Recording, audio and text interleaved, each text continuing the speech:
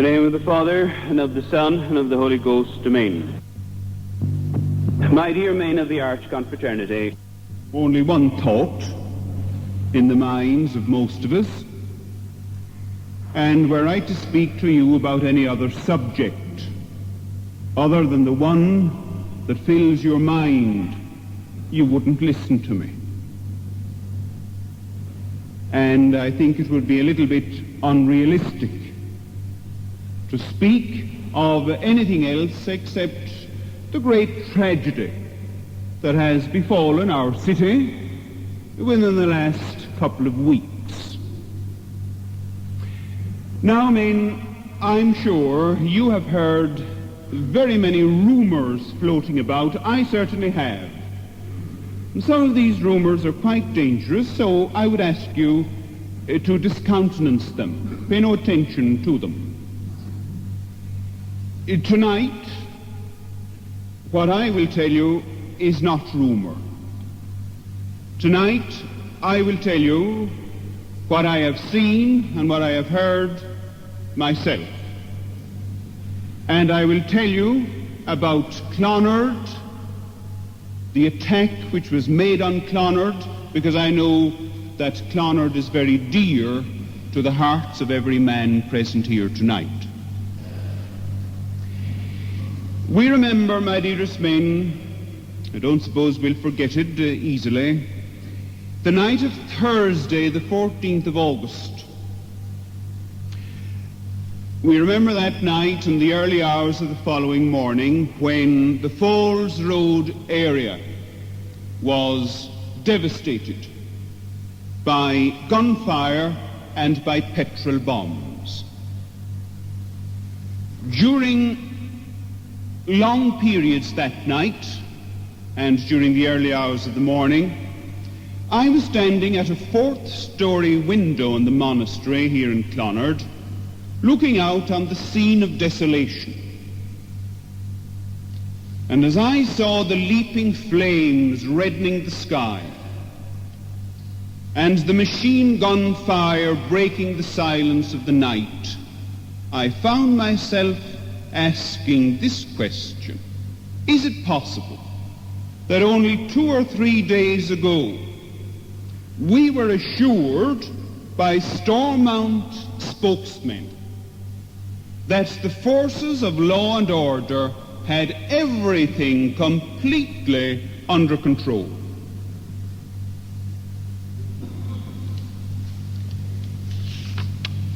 Like very many others in the locality, I did not retire to bed that night. I stayed up the whole time, said the 6:30 Mass the following morning, and immediately after the Mass, I was just taking off the vestments in the sacristy. A distress call came. A message saying that they were dragging people from their homes in a nearby street. This was 7 o'clock in the morning, 15th of August. So I hastened to the spot to find 2 police vehicles drawn up on the street. One of them, as far as I know, is a tender. I'm not an expert in these things. The other, I don't know what it was. It was some kind of armored vehicle with a large gun mounted on it. And as I approached, there was a middle-aged man dressed in shirt and trousers with hands raised, standing on the pavement, and he was being searched or questioned by the police. Whether they were regular police or B specials, don't ask me, I can't distinguish between them. But the man was being questioned anyway, and as I approached, the questioning or the searching discontinued. I stood there watching closely, and while I stood there, passers-by, some on their way to Mass and some to work, hastened their steps when they saw the police vehicles. I saluted some of them, but they were obviously frightened at the sight of the tenders and the police, and they showed a great reluctance to enter into conversation with me. With one exception, a lady stood chatting, and this lady deplored the violence that was taking place in the city, and she expressed a fervent hope that peace would soon be restored and that a spirit of neighbourliness would prevail. This lady was a Protestant from nearby Cooper Street. While I was there, the police took 2 men into custody, ordered them into the tender, and I did not see any evidence of violence. While I was there anyway, there was no force or violence used. When the police vehicles moved off, the doors of the houses opened one by one, and the people came onto the street. And a group of women remonstrated with me for having exposed myself to what they called grave danger of being shot. You know, they insisted these B-specials would shoot you. Well, my dearest men, I don't believe there was the slightest danger of my being shot. But afterwards, when I thought on that remark, I was appalled to think that this is typical of the lack of confidence which so many of our people have in the forces of law and order.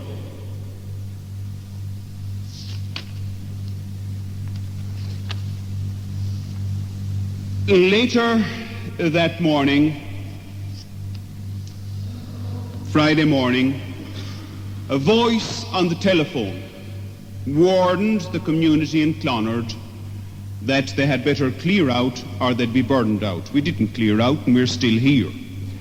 But anyway, the message came across, and a priest in the monastery that you know only too well, not myself, brought this message to the local police station. He phoned the message to them, and they promised protection, but no help came. At 3 o'clock on Friday afternoon, the trouble really started, when a large mob, I think no other word would describe them, a large mob advanced from the Cooper Street area. I do not say for a moment that they were residents of Cooper Street. I do say they came from that area, armed with stones and sticks and petrol bombs. At that time, I didn't see any other instrument, but they advanced on the Catholic areas. At this particular time of day, 3 o'clock approximately, as you would expect, the men of the area were away at work. So the defense of the place was left to a handful of teenagers, and they did a great job. We were proud of them.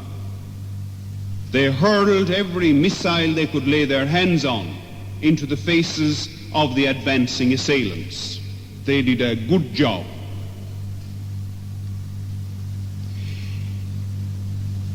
An urgent phone message went out from Clonard Monastery to the local police station, asking for protection for the threatened area. The call was received politely, but no help came. After making a vain attempt to stop the fighting down there at the junction of Cooper Street, I heard a number of women and girls panicking. They were shrieking and crying all over the place. So I directed them to the monastery. I went with them, brought them in through the kitchen into the monastery, where a large number of people had already gathered. Indeed, the people were all over the place. They were up the stairs, they were in rooms where I certainly never saw a female in my life. They were every place. It was open house. It was a time of emergency. It was at this stage that I heard the first shots ringing out. And moments later, looking through a window in the monastery, I saw a prostrate figure on the pavement below. The exact spot is at the lamppost which is directly opposite the old Credit Union offices in Waterville Street. The body was lying there, in Waterville Street, on the pavement, just across the road from the old Credit Union offices. I dashed down the stairs at once, onto the street. A man had arrived there before me, one, I think, I wouldn't be sure of that.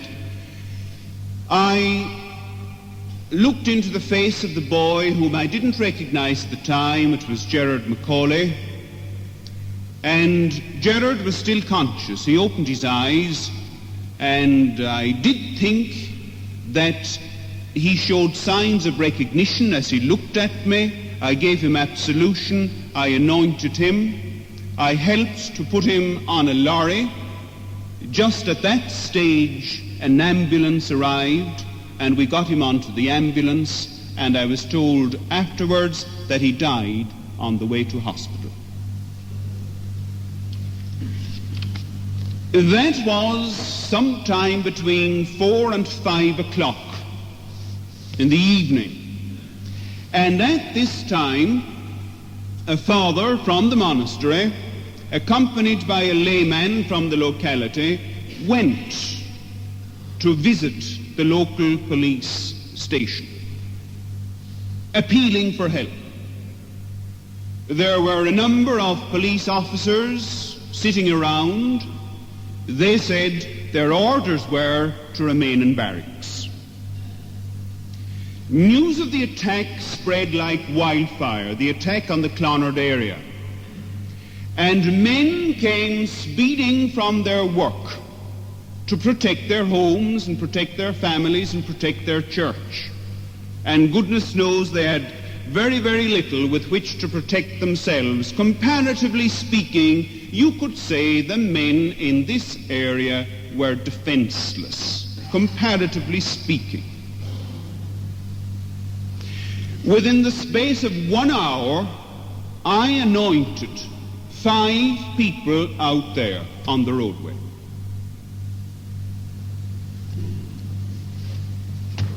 Fearing a real massacre, I got on the phone, and I had to go across the roadway to do it because our own phone was out of order. I got on the phone with the GCO headquarters of the British forces in Lisburn. The GCO was not available, but the officer who took the call said he would do his best to help. And at about 7 o'clock in the evening, the first group of soldiers arrived, and they marched through Clonard Street, Clonard Gardens, and took up their position down in the Falls Road. Now, you will understand that soldiers in the Falls Road are pretty useless as far as protecting the Clonard area is concerned when you are being attacked from the rear, as we were, from the Cooper Street area. So I sped down to the Falls Road. I met the officer in charge of the soldiers. I tried to explain the position to him. He said he had his orders, and being a military man, of course, he had to take them, I suppose. But I must admit that at a time like this, when you see a boy being murdered, when you see people, defenseless people, being shot down and the houses burned over their heads, well, little bits of rules and regulations and orders do not appear very important. They certainly did not appear very important to me, that evening. As I talked, an officer of higher rank came along, and he listened sympathetically, and he said that he would try to help. At 9 o'clock, approximately, that would be about 2 hours later, another group of soldiers arrived, and they took up their position outside the church to protect the area. They got into military formation and they charged down along these streets, charging the attackers. And the man in command shouted out an order, "Come out," he said to the assailants, "come out," he said, "with your hands up and we'll not shoot." But the command was answered by a litany of obscenities, punctuated with uncomplimentary references to the Pope and the Fenians and the British Tommies.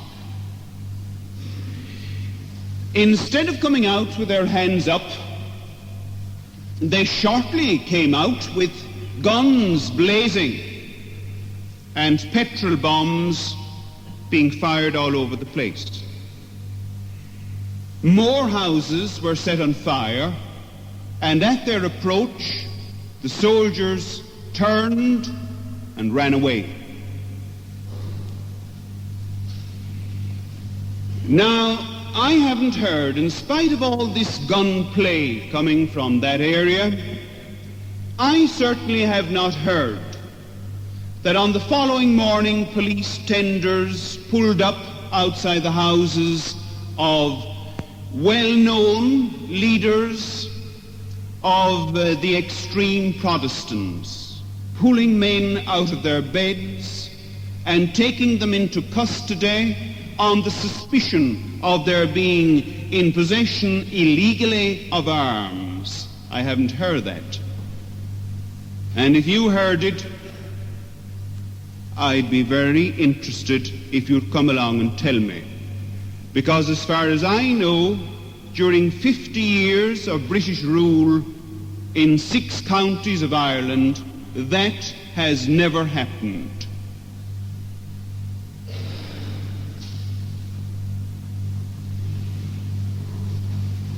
Again, we are tempted to ask ourselves, was it perhaps people who were the legal possessors of firearms who did the shooting on this occasion?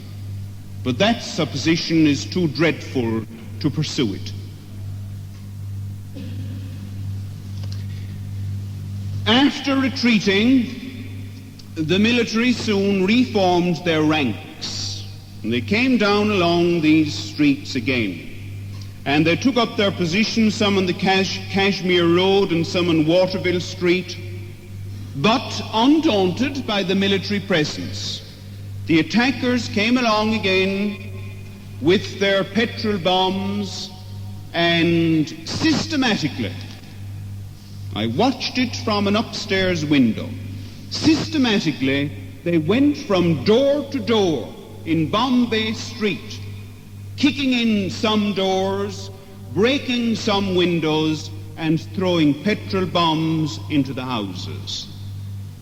They stood outside the school, and in full view of the military, they broke the windows and threw bombs, fire bombs, into the premises, into the schoolroom.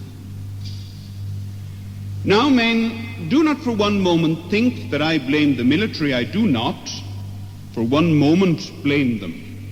They had orders, and their orders on this particular night was, don't fire. So they told me afterwards, because I was amazed at the performance, and I asked them about it, and they told me their orders were not to fire. I do not blame these men who must act on their orders, but I certainly do blame the people who gave the information which resulted in the military getting that type of order. The people who supplied that information are the people who are responsible for most of the destruction done in Bombay Street and in the Clonard area. Obviously, these soldiers, they didn't know the area. They certainly didn't know they were dealing with ruthless men who had no regard whatsoever for human life or property, as they showed on this particular night, under my very eyes.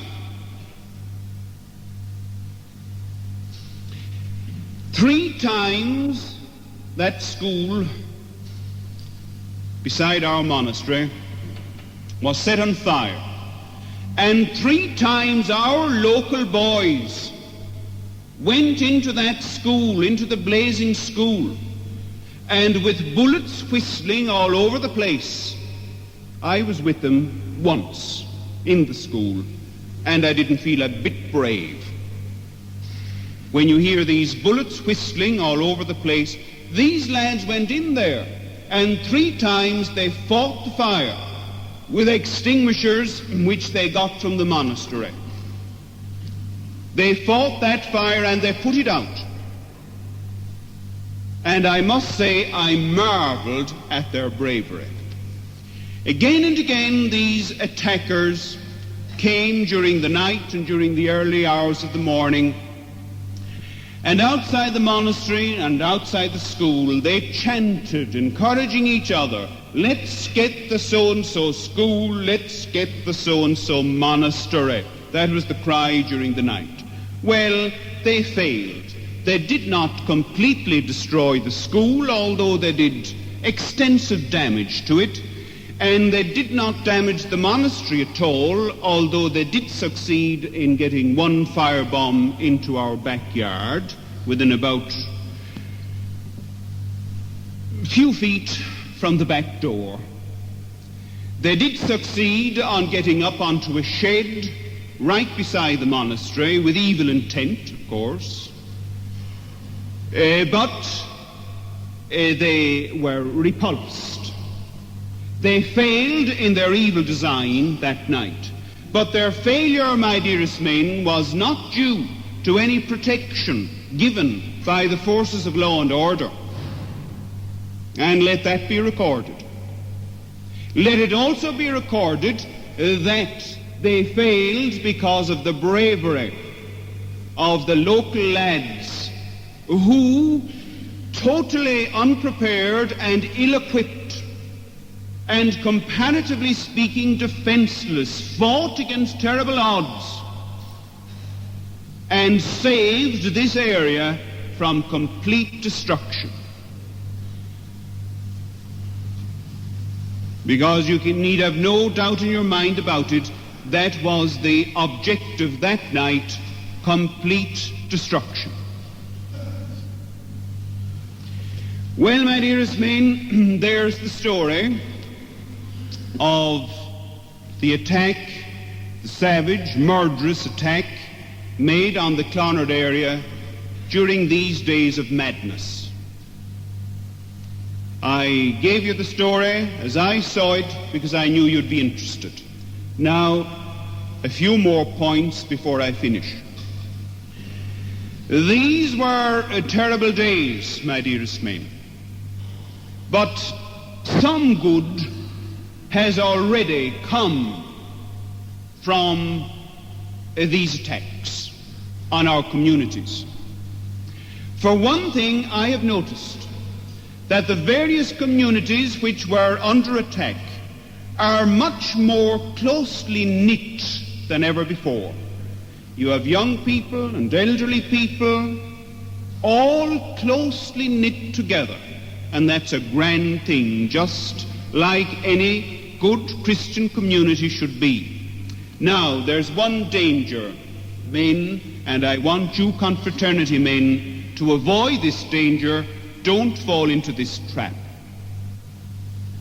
Already I have heard people say, "Father, I can never again act in a normal way with Protestants." That's a terrible thing to say. You might feel like that. That's understandable. But my dearest men, that's just being emotional. Now, let us think the thing out. The vast majority of Protestants are thoroughly ashamed of what has happened. And they wouldn't have hand act or part in it. Now, that is true. And we must realize that, and we must accept that. They are thoroughly ashamed of what has happened. So we mustn't allow hatred to spring up in our hearts for our Protestant brethren. You have, of course, the lunatic fringe amongst them. You have the extremists and you have their leaders. And you have the leaders, or the so-called leaders, of this little statelet, which have done nothing at all to deal with those people. That is an abuse which we hope will be remedied. What we are aiming at now, my dearest men, is justice. No more, and certainly no less. Certainly no less, my dear men. That's one lesson we must learn from what has happened. We demand justice. We're not just begging it. We demand it. It's our right. And we'll keep on demanding it until we get it. We don't ask for any more. Just a fair deal. No discrimination in the matter of housing or jobs or voting power or anything else. Just a fair deal. That's all we ask. We don't ask for more. So I suggest that you pray, my dearest men, that soon we will have a community where everybody, irrespective of his religious beliefs or irrespective of his political ideology, will be able to lead a normal life and will not be unjustly discriminated against, as has happened so often during the past 50 years. So pray, my dearest men, let all of us pray that we will have a society where Catholics and Protestants can live as they should live, together in peace, helping each other out as good neighbors should. We must live with each other. It is a mixed society. We must live with each other. But that does not mean that we're not going to demand justice. And we pray tonight that God will grant us this justice which is our due. In the name of the Father, and of the Son, and of the Holy Ghost, amen.